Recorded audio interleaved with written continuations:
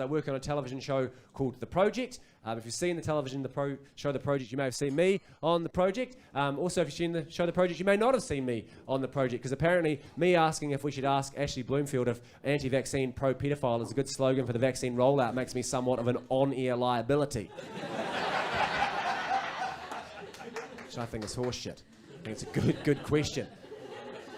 But it's a lovely job. It's fun to do. I get to do fun stuff. Every so often someone in the street will be like, hey, are you on that TV show? And it's kind of nice usually. Like when I started working in telly, I thought getting recognised would be like cool. I was really quite excited for it. I was like, yeah, it'll be good for my ego. I'll be keen for this. But because this is New Zealand, usually it's just quite hurtful.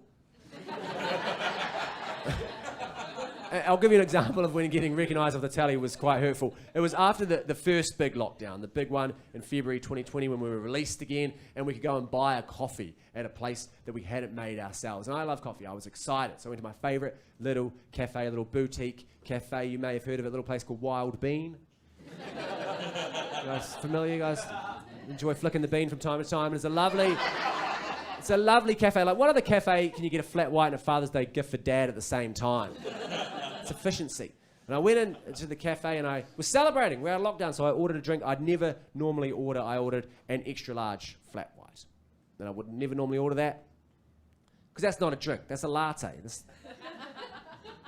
You guys didn't like that joke? I tell you what, it fucking crushed at the Starbucks convention I did last week. Destroyed. They loved it. After the show, they were all chanting my name as they left. I mean, they were getting my name slightly wrong, but it was a Starbucks convention. So I got my extra large flat white, and I sort of was happy. I walked back to my car, and I sort of walked back like that. And in hindsight, that was my first mistake. And I got back to my car, and because I'm a comedian, I drive a car called a Mazda Demio. Demioholic over here, my boy. I love my Mazda Demio. Honestly, it's a fast car. The hubcaps come zip-tied to the wheels. That's how you know it's fast. Otherwise, they'd fly off like shuriken stars, beheading pedestrians. Like, people say the Mazda Demio is too small. No, it's the perfect size car, because if you crash while you're driving it, it doubles as the coffin they bury you in. Just dig a hole, dump the car in, the motorway continues. No one's late. But it is a small car, I'll give you that. I'm a tall guy. So I went to get into the car. I sat down, my knees came up. I went to bring the coffee over my knee to put into the drinks holder, because that's right, the Mazda Demio has a drinks holder. But it does only have one, because it is a car for lonely people. And I went to bring it over my knee, and it sort of like clipped my knee. I underestimated how much clearance I needed, because I ordered a drink I wouldn't normally order. I ordered extra large. It was bigger. I'd normally only order a small one, because it's, you know, we've been over this. And so I brought it over my knee, and it just sort of clipped my knee like that. And because I'd been walking like that, I'd sort of sluiced some of the milk up into the join from the top of the cup and the bottom of the cup, and that had sort of made that a little bit lubricated. And so I didn't have like the purchase it needed from the top of the cup and the bottom of the cup to stay together when it clipped my knee like that. And so the little clip on my knee was all it took for the bottom of the cup to disengage entirely with the top of the cup. And I was only holding the top of the cup, so the bottom of the cup fell off completely. And long story, still pretty long,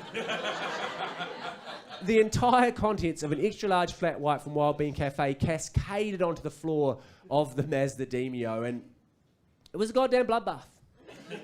Like, I haven't seen devastation in a car on a scale like that since I was 17 years old, and spilt the entire contents of a cut-in-half 3-litre Kerry orange juice full of bong water on the floor of my Subaru Impreza.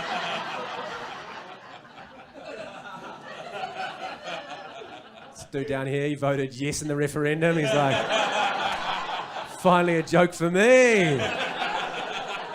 The guy knows the smell of bong water. It is a weird smell, bong water, eh? If you don't know what bong water smells like, it kind of smells like the water that flowers have been in, but with none of the joy. So there's an entire extra large flat white in the footwell of my Mazda Demio.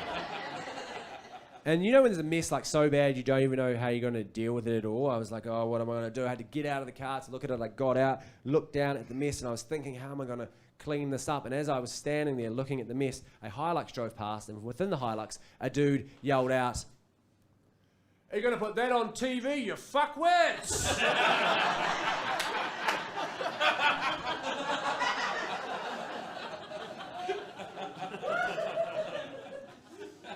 So nice to get recognised, but ultimately it was pretty hurtful.